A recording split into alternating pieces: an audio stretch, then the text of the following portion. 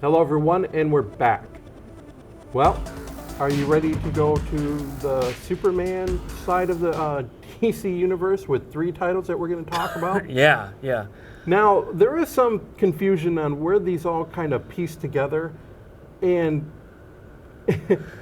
there's some strings, there's some plot strings that kind of weave back and forth to each issues, and I'll point them out. But it is kind of confusing if you start reading Superwoman, you think, where does this take place at? Where does this fit? And if you read Supergirl, all right, where does this kind of fit? But the stories are pretty interesting. Mm-hmm. At least Supergirl's kind of contained within National City. It's all the Yes. all the mess going on in Metropolis in Superwoman and Action Comics that kind of starts to fuddle me. Mm-hmm. And it's all the L names too. Yes. Lois Lane, Lena Luthor, Lana Lang, other Lois Lane, who may or may not be dead, may or may not be ghost. Yep. Ugh. Thank goodness Lucy Lane isn't here, because I'd be losing at that point. At least not right yet. Yeah, I know. Give it time. Give it time. I know. Oh yeah. Supergirl number 6, Reign of the Cyborg Superman finale. This story arc has seen Supergirl's father Zor-El. He's now a cyborg. He wants to bring Argo City to National City and use the raw materials, he said, of National City, which is the humans. They'll drain the life force from the humans and kind of reanimate the Kryptonians. Supergirl's going to have none of that. Yeah. Reading this definitely gave me kind of flashbacks to Man of Steel with Zod, because that's very similar to how Zod tried to take over Earth, and it is nice to see a different cyborg Superman. Yeah. Too, one who doesn't have quite as convoluted a backstory as the previous cyborg Superman, and it's also cool because this story arc had been really focusing on Supergirl trying to find that balance between Kryptonian culture and Earth culture, because at this point, even though she, came to us in 2011, she's still only a few months on Earth at this point, and she's still trying to fit in. She's still trying to get used to Earth food and the human language and whatnot. And this is sort of the ultimate test of, okay, which world do you pick? The world that adopted you, or your birth world that now wants to annihilate your adopted world in order to survive, and she picks Earth. Yep. She says that this was your dream, and it's become to her father, and it's now become a nightmare. And I like the little play on which side of her humanity versus her Kryptonian heritage does she fall on. And she said, hey, for the greater good, this is what I choose. And we do see some things at the end with like the Kryptonian dish that she's serving her adopted parents, and trying to assimilate into trying to make herself more, I don't want to say accepted, but would you use that word? I think so. It's trying to find that balance, or that blend that she can embrace both sides at the same time. And I did enjoy when she was cooking that her adopted parents are watching her in the kitchen, and she's moving too fast for them to see. Yeah. They're starting to say, my garlic press is floating. I'm not comfortable with that. It's really enjoyable to see that. What do you think of Cat Grant? In terms of, she's the big media Mongol, and it looks like she's going to cause some problems for Supergirl, kind of like Lex Luthor is, with the little thorn in her side. Now, I don't think she's going to be quite as malicious as Luthor is, but she definitely is going to give Supergirl some headaches and some problems. Yeah, not only for Supergirl, but for Kara Danvers in the future. But it's also worth noting in this, Cat Grant plays a pretty major role, because the audio frequency that Supergirl finds can disable the cyborg Kryptonians. Cat Grant manages to get that broadcast all throughout the city, thanks to her influence, and I think the fact that every other broadcaster in National City seems to be terrified of her, because she essentially threatens them that she'll never leave them alone, and she'll make their lives absolutely miserable forever if they don't broadcast that signal, and that makes her a really major player. And Supergirl had knocked her, had punched her father, went through Argo City, and went through one of the rockets that was used to float Argo City. So Argo City crashes into the sea. At the very end of the issue, we see a team of NASA scientists diving down to look at the remnants of Argo City and probably see what they can get for technology, see if there's any still Kryptonians alive. Because once that blanket signal went out, it disabled all the Kryptonians. We hear a mention of a name, Dr. Henshaw. All right, for people that don't know, Dr. Henshaw was Hank Henshaw, and in the pre-52 Flashpoint, he was the cyborg Superman, most famous during the reign of the Superman titles. Could we be seeing more Dr. Henshaw in the Superman side of the DC universe? Because we'll bring him up in Action Comics. I thought that was interesting, like report to Dr. Henshaw. Yeah. And then when we get to DEO, we see that Zor-El has the cybernetic components. They've taken them out of him, and I think he's still kind of alive, or I mean, he's still in a sort of tank like Luke Skywalker was in Empire Strikes Back. Yeah, some type kind of that just containment tank. It looked like. So I mean, it looks like he's alive. I don't know how he's alive if he doesn't have his cybernetics, but yeah, it makes me wonder if will he recover, so to speak. I mean, could he ever not come out of his sort of hatred of humanity and end up being a supporting character for Supergirl, or is he kind of destined to be in a holding fishbowl for the rest of his life? Right. Next issue talks about werewolves of Krypton. You had an interesting theory on what that might be. Well, in I think it was it Supergirl Rebirth #1 where she meets Lauron, who's essentially the Kryptonian werewolf who gets changed by, I think it was red kryptonite, turns him into a wolf. And they mention in this issue, Cameron Chase from DEO is talking to Dr. Veritas, and Dr. Veritas asks, do we want to send out the secret weapon? And Cameron Chase says, no, let's keep him on ice. And because they had frozen Lauron the last time we had seen, after Supergirl took him down the first time. And at the end of this, Cameron Chase has another conversation with Dr. Veritas, and she says, well, we've made a breakthrough with Lauron, and we'll want you to be here, and we'll want Supergirl to be here. So I wonder, are they trying to kind of use him maybe as an agent too? And maybe that'll go disastrously wrong because he's an alien werewolf. Right. Who because knows? Why not? They all go disastrously wrong after one point along. Yeah. We'll see what happens with Supergirl. This issue of Supergirl kind of given us the conclusion to the storyline of Argo City, but I don't think we've seen the end of Zor-El. We definitely know that Hank Henshaw plays a major role, and I think the DEO will make some discoveries with Kryptonian technology that probably Supergirl won't be aware of. Superwoman #7. Who killed Superwoman? Conclusion. Never be satisfied. There were some great parts to the storyline, but it was hard to kind of keep track because you do have Lena Luthor, who we had previously seen at the very end of the Justice League, was in a comatose, some accident that had happened.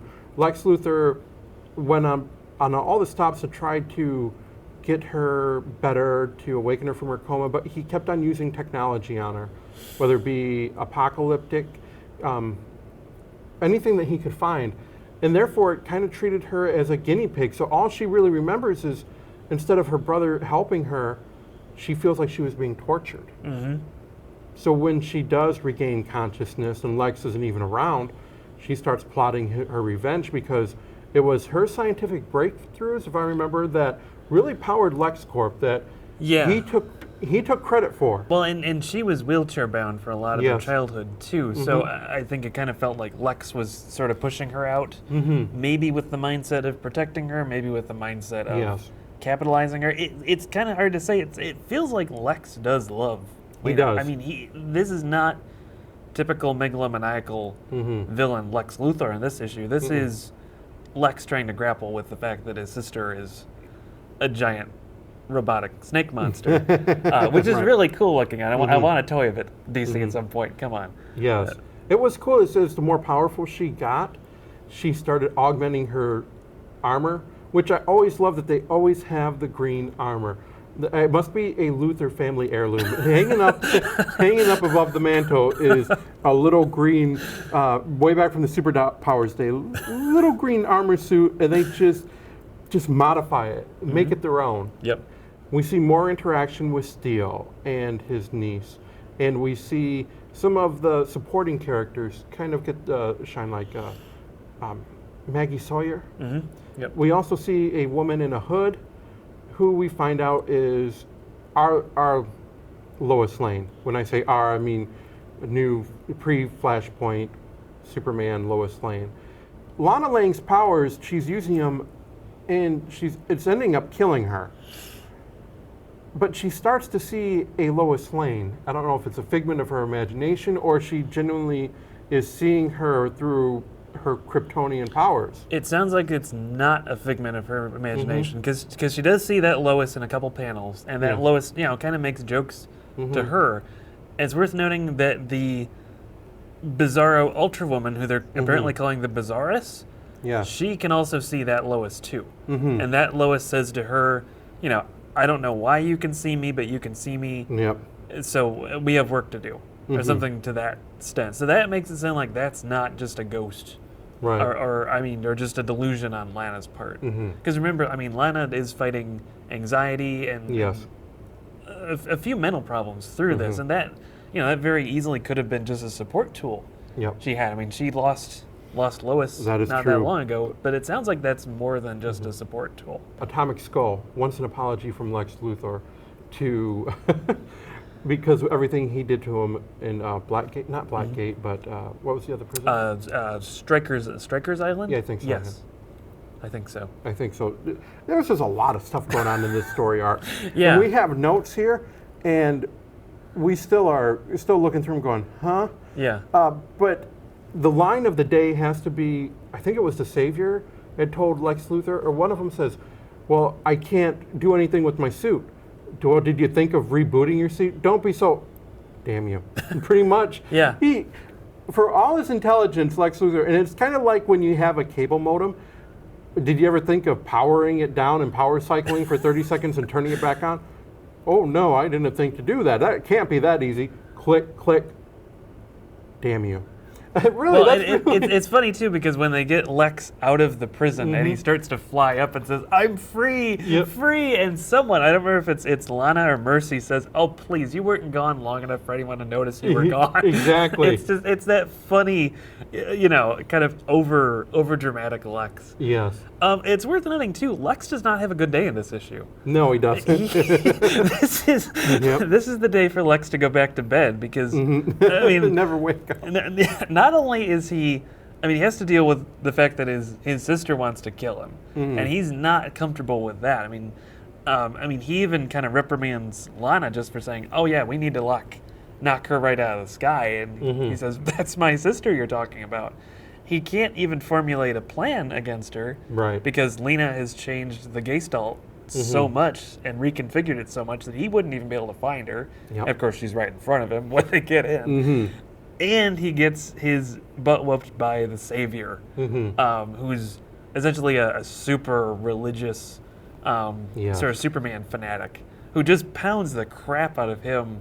And it's interesting, too, because Lex tries to reason with him basically the entire fight and says, look, I'm not the enemy.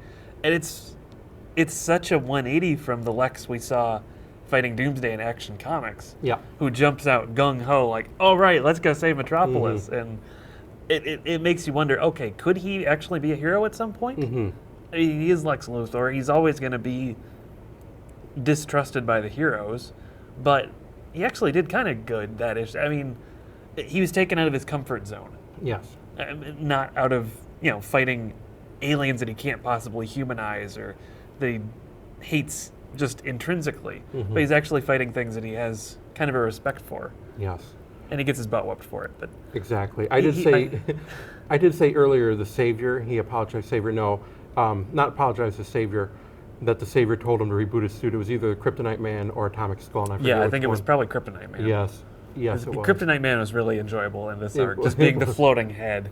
At the end of the issue, we do see Lana and Lena kind of going back and forth about, I guess, morality. Lana said that Superwoman, let's just do that, because I'm going to get confused with all the else. That's a good way to do it. Superwoman was telling Ultra Woman, which is Lex, that Lena. Lena, yes. Lex could be Ultra Woman too.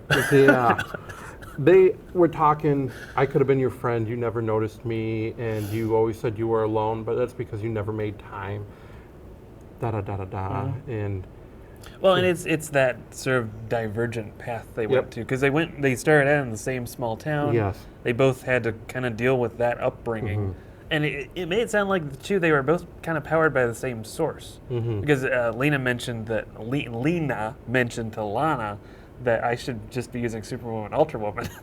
But there are more Superwoman and Ultra Woman out there. Is that was sort of the same power that was within me. And Lena always wanted Lana to notice her, and she always felt like she was ignored. And Lana said, look, I knew you were there. I felt sorry for you. And what's interesting, too, is when Lana mentions that she had formed this partnership with Lois as the Superwoman, she says, look, if you had been there, you would have been welcome among us. Yes, exactly. We could have been a threesome of that. And we couldn't, because you decided not to be that, not to be the best you could be, but to be the worst you could be. Exactly. And then, of course, as it turns out, Lana has the Insect Queen armor, which is something that Steele's, the other Steele, Natasha Irons, had built a few issues back, and we'd seen just real briefly. And it's also worth noting, too, the Insect Queen is a reference to an old Silver Age comic where Lana gets turned into an insect monster. And, of course, basically vaporizes Lena. At the very end, Lana Lang is pretty much, she used her powers, and it's pretty, almost, if it hasn't, it's pretty much killed her. And we see where our Lois Lane says, hey, the same thing happened to their Lois Lane because I know what it is because the same thing happened to me. I don't know where that reference is from, but it looks like Lana, and she saw something too, I think. Oh, I see what Lois saw. I think she mentioned that. Yeah. So, or she says something like, oh, Clark, I understand it now, or something like that. And so we know right there that that's going to lead us into, I think, part of Superman Reborn, which there are some preview pages on our Delve Into the Void Facebook site. And basically, it's going to lead into a resolution of this. Action Comics number 973, because that kind of picks up at the end of the story arc. Action Comics number 973, Mild-Mannered Part 1. We're going to talk about Clark Kent here in a minute, but what I said about that story arc from Superwoman is Superman and Clark, they have opposing panels. We see Superman fixing up the radiator, and then an alarm goes off that he can only hear, and it's in his Fortress of Solitude. We see Clark talking about how he could have lost his Lois, and he knows what he means to her, and he needs to help her. So it's kind of dueling back and forth. Superman gets to the Fortress of Solitude, and Steele is there with Lana, and saying, "Hey, there's something going on with her. I don't know what's going on, and you can help her out." Superman says, "No one knows about this place. No one at all. How did you find it?" Yep, because this is his Fortress of Solitude that he had built secretly in the Himalayas, which is not New 52 Superman's Fortress of Solitude, which is somewhere else. And so only he would know about that. And Steele says that it was Lana who told him to go there to the Himalayas. And Steele mentions even she didn't know how she knew that. So that just kind of makes my head hurt as to how this is all connected.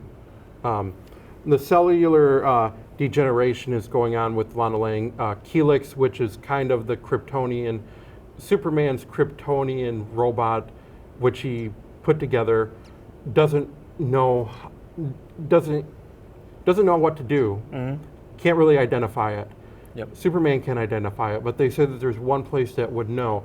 And I'm thinking that's probably maybe pre-52 Superman Fortress of Solitude. Maybe.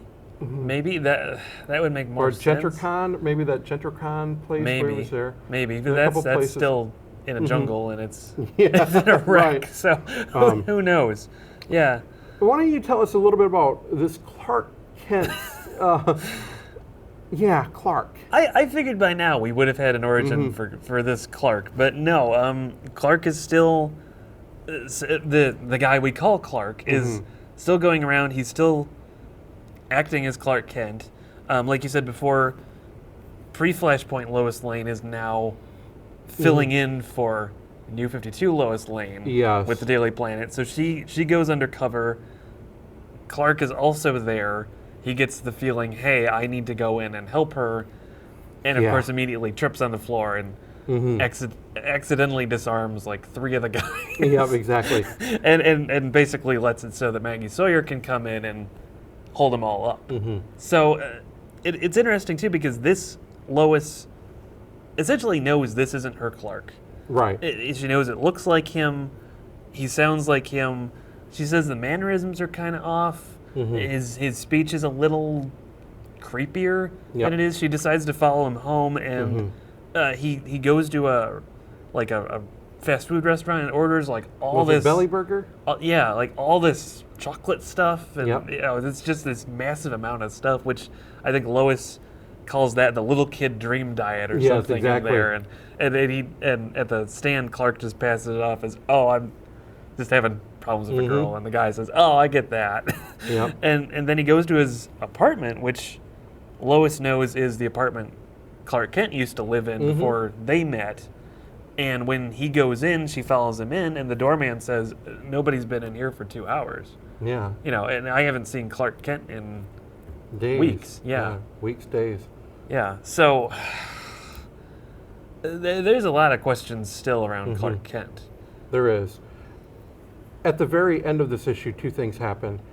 When they're at the Daily Planet, and Lex Luthor is congratulating Lois Lane, LLLL, on a story on exposing the corruption within the government, and she says this is something we should do all the time.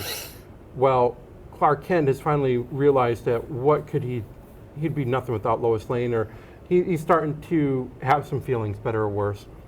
So he offers to take her to dinner. And Lois is at first no, but then she figures that's the only way to get the story is to find out more about him. She just wonders what her Clark is going to say about that. And then in this issue, because they've been trying to track down the speed that's from the Himalayas, it goes too fast for him to track. But Superman had told Steel, hey, try to catch up, try to follow up. He says, I can't go as fast as you, but I can still not catch up, but I can still follow you. You can track him from afar. But so can someone else, and it turns out the government agency has been tracking what's been going on, and they find out that this other signal is just slow enough for them to backtrack the point of origin. Well, they say, let's get Dr. Henshaw there. That's the second time we've seen Dr. Henshaw being mentioned in this week's and this time, episode. This time we actually see him too in shadow, and it's cool because the shadow has kind of like part of the face and part of the chest. It's just like classic cyborg Superman.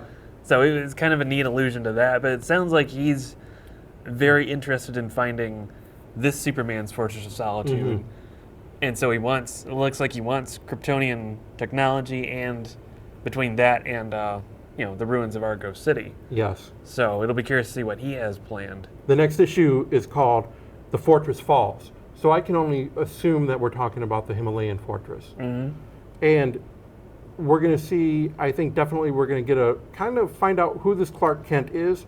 And we're also going to find out more about Hank Henshaw.